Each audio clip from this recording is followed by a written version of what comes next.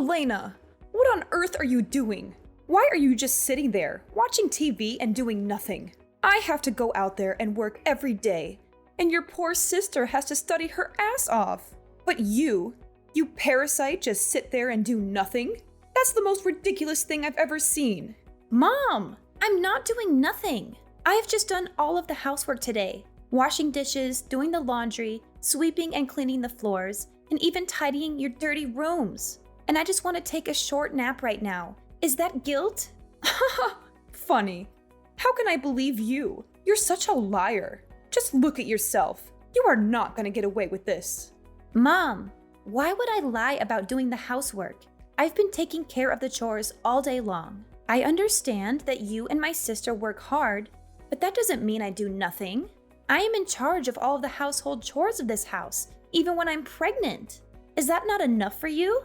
Well, forgive me if I find it hard to believe. It seems like every time I come home, you're just lounging around, not doing anything productive. It's frustrating to see you seemingly idle while the rest of us are working so hard.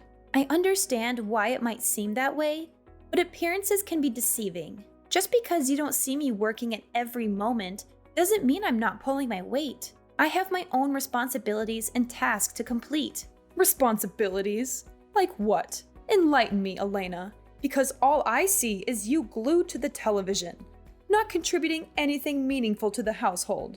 It's disappointing to say the least. Well, Elena, I have to say that it's frustrating for me as a parent to see you seemingly not taking on the same level of responsibility as your sister and me. Just remember that I and your sister just want the best for you, and it's important that you contribute to the family in a meaningful way, instead of being such a couch potato. Mom, you're being so unreasonable. I just feel like you're comparing me to my sister without considering everything I have done to this house. How funny is that? Just tell me, what are they? Oh, don't. Let me say first. You are an ungrateful daughter who will never obey any of my advice. You are so stupid that when taking the entrance exam, you just couldn't obtain a grade high enough to enter college. As if that's not disappointing enough. Your marrying situation was not as promising either. What do you think? Loving a jerk, being pregnant, and all you did was put all that burden on me and ordering me to raise it for you. Wow, so that's all the things you have in your head about me? That I am just a useless daughter that caused tons of problems for this family? Is that right? And yeah, I'm stupid. I am not as intelligent as Jennifer. I admit that. But at the time, I tried my best, just because of you. What? Because of me? You'd better shut up. I know all your filthy tricks. A lazy and cunning girl like you would never think of others. You just think about your own self. Family ain't nothing to you, right? Well, let me tell you what. I studied like a dog, till the time that I hadn't even had a proper sleep for a whole 3 weeks. You didn't notice that, did you? Just throwing your bad words in my face every single day. I didn't choose to become a single mother, Mom. It wasn't my plan or desire. It was a consequence of the pain and betrayal I endured. I had to make difficult decisions to protect myself and my child. It wasn't easy, and I never wanted to disappoint you. And it should not be the reason why you hate me that way. I was the one who had been hurt the most. And you would never understand how painful and humiliated I was at that time. I thought that my family would be my safe shelter, the place where I could find the peace in my soul, so that I could be brave enough to start my life all over again. But no, the reality was much more severe than I thought. The ones that I believed the most were actually the ones that hurt me the most. Hurt you? You think you're the only one who's been hurt? Don't play the victim card, Elena. You made your choices, and now you expect me to sympathize with you?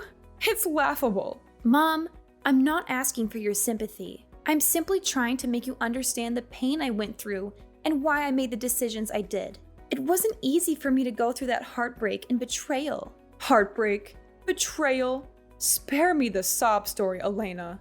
You think you're the only one who has experienced pain? You have no idea what I've been through to provide for this family. I've sacrificed so much, and all I ask is for you to show some responsibility and gratitude. And actually, Your sister cares for this family much more than you have done. She is the nicest and most obedient child that I have ever met. She always treats me so softly and shows her gratitude over what I have done. She deserves much more than that. But poor her. She's not as lucky as you to be this idle and convenient. And her academic achievements are much better than yours, too. She was always been in the first place of her class. And look what you've done. Just throwing dirt on my name and pretending like nothing has happened.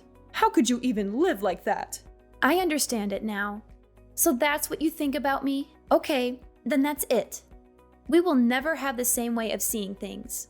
So I don't want to continue these meaningless arguments anymore. I am too tired to explain. Fine, let it be.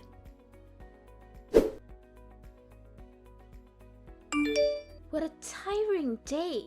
Hey Elena, have you prepared my lunch yet? You better have, or else I will tell Mom that you're so lazy that you can't even prepare a proper meal for this family. Yes, of course, Jennifer. You're tired? Now, come here and I will make you a nice orange juice. It will make you feel much better, believe me. What? Orange juice?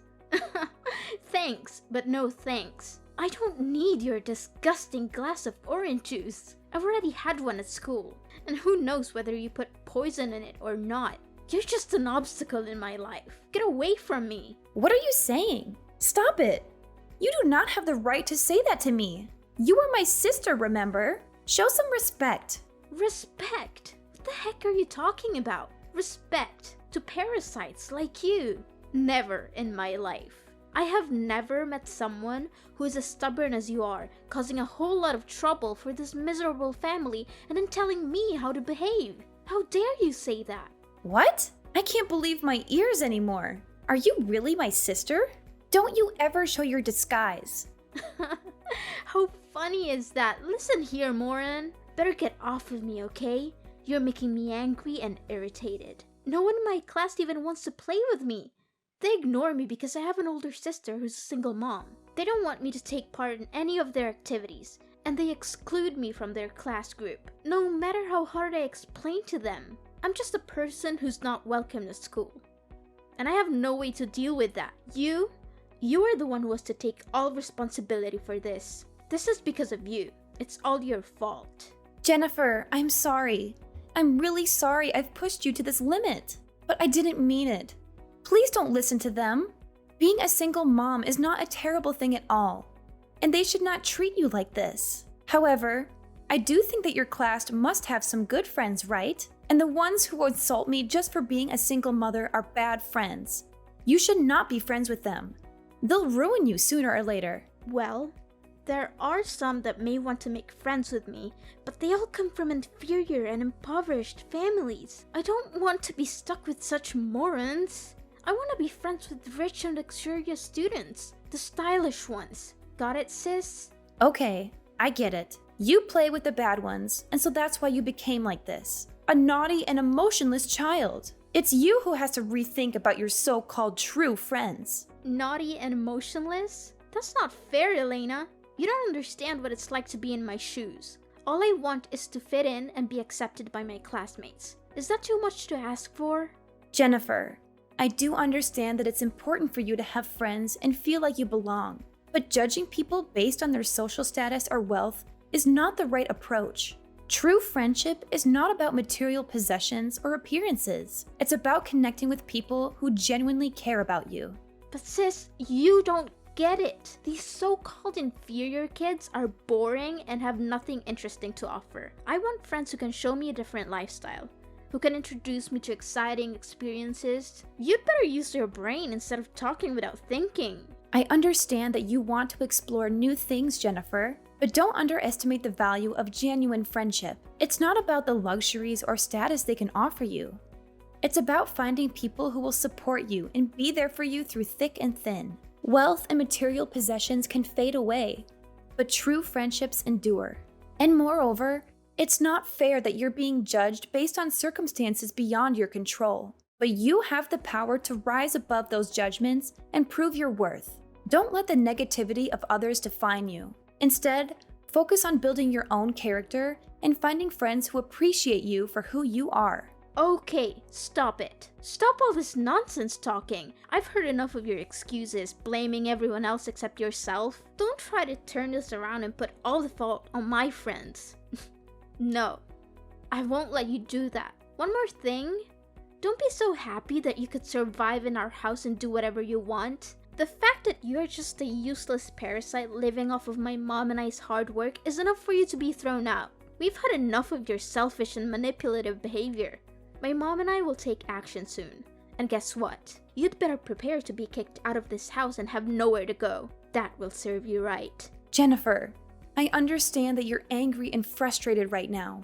But let's take a moment to calm down and have a rational conversation. I never intended to be a burden or a parasite, as you put it. I've been doing my best to contribute to this household in my own way. Oh, spare me the excuses. Your so-called contributions are nothing compared to what my mom and I have to endure because of you. My mom works tirelessly to make ends meet. I have to study like crazy and you just take that for granted. It's not fair. I'm sorry if it seemed that way, Jennifer. I never meant to take our moms and your hard work for granted. I've been struggling too, trying to find my place and contribute in a meaningful way. I know it hasn't been easy for any of us. And I recognize the sacrifices you and Mom have made.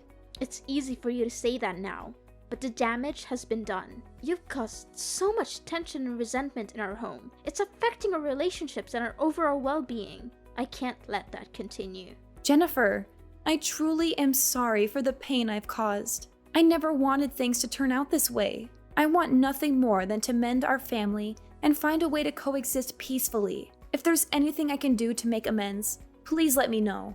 It's too late to say sorry now. Prepare for the worst thing to happen to you. And don't think that I'll be by your side. When you're down, you'll see me there, laughing at you.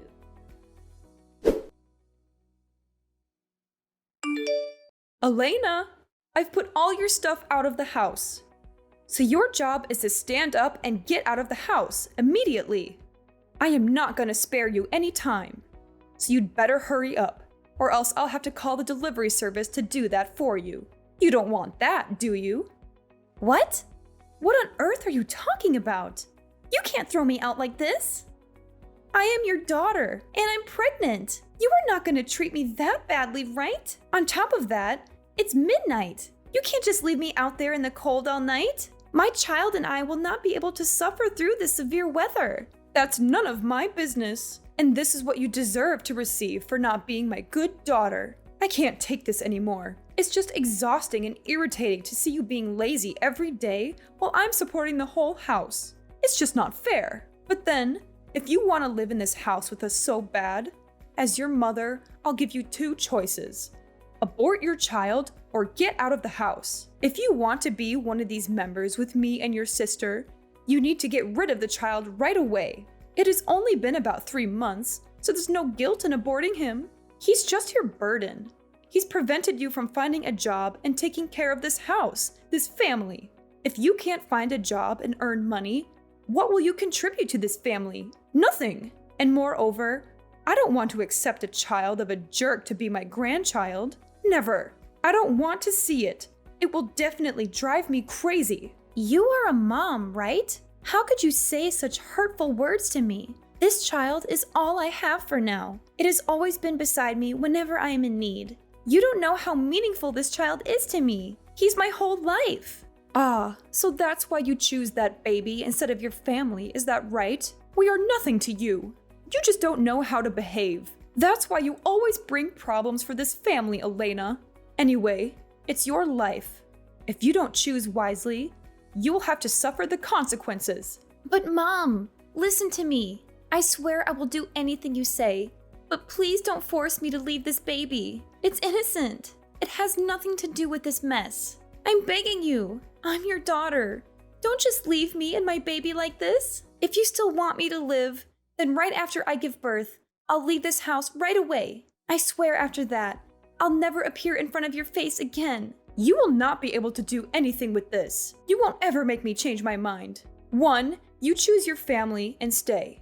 2, you choose the baby and go. That's all. Easy, right? And I tell you this, don't even hope for anyone to rescue you. Even Jennifer told me that if you didn't leave the house, she would drop her studies immediately. She said so? Unbelievable! How could she say that? That's nothing compared to what you've done to her. She told me everything, including the fact that she has been excluded at school just because you are a single mom. So if you want to do something to help your sister, you better do it now. And one more thing, I'm her mom, so I only know that I must do something good for my blooded daughter. Mom, I'm your daughter too.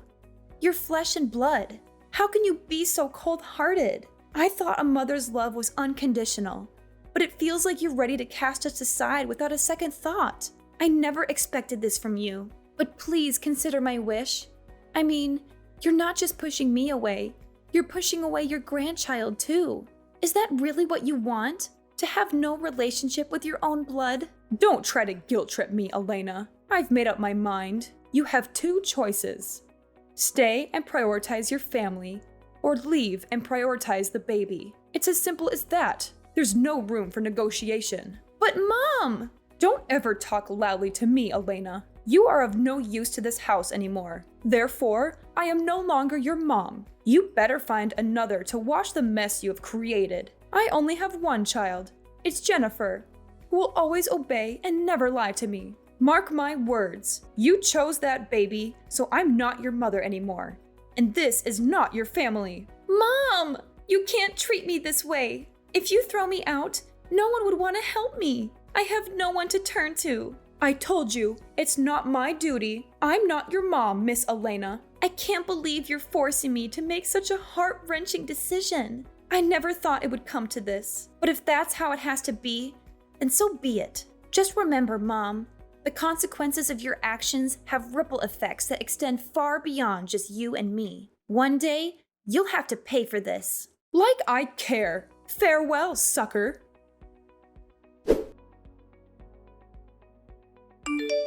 Hi, Mrs. Emily. Wow, we meet again. What a coincidence. How are you these days? I guess not really good, because your dearest daughter had lost the job, right? Anyway, it's her karma. What? How did you know this? Such a cunning little rat you are. I'll tell you how. Yes, it was me. I was behind this all along. What? How could you do that? When I threw you out of the house, you were just a poor and miserable girl. Incredible. There's no way you could do this. Well, it was true that I was poor and miserable at that time. But now my life is much better than when I was with you. I got married now. Of course not with that jerk, but with the manager of a company. He's the manager of the company that your lovely daughter is working in. I told everything to my husband, and then we secretly spied on all of her actions. Finally, my husband revealed to me that he caught her stealing the company's equipment to sell and use the money for her own purposes. How dare she do that? Needless to say, Jennifer was fired the day after. What a relief to see how easily it is to get rid of her. What? Is that so? Are you telling me the truth? No, this can't be happening. Yes, it is. Actually, I think that you should be happy for me, because I finally have the life that I've always wanted. After being thrown out like a dog from your house, I went to every single place nearby to beg for a shelter, but they just said no to me. When I thought I lost all my hope, there was a widow who felt sympathetic to my miserable appearance and accepted me to live in her house. All I had to do was do the household chores and take care of her little daughter. Because of the hard work, I gained her affection and could soon be a member of her family. After I'd given birth to my son, she even introduced me to a job as a cleaner at a company that she used to work in. At first, I was just doing my work as a cleaner, but then I tried to learn different skills while taking care of my child. And eventually, I developed my expertise in the marketing field. What? That's impossible. Surprising, right? Then, thanks to my persistence, diligence, and a little luck, I finally became the CEO of that company. During that time, I also had a chance to meet my current husband, who was the manager of my business partner. Then, we fell in love with each other and then decided to get married 1 year later. Honestly, he is the one who truly cares for me, and my baby too. Moreover, I have the best mother-in-law ever. She takes care of my baby just like her true grandchild, and she treats me just like her blooded daughter. She is not as cold-blooded as you are. As a result, I'm over the moon for the fact that I will not have to stick with a horrifying family like you.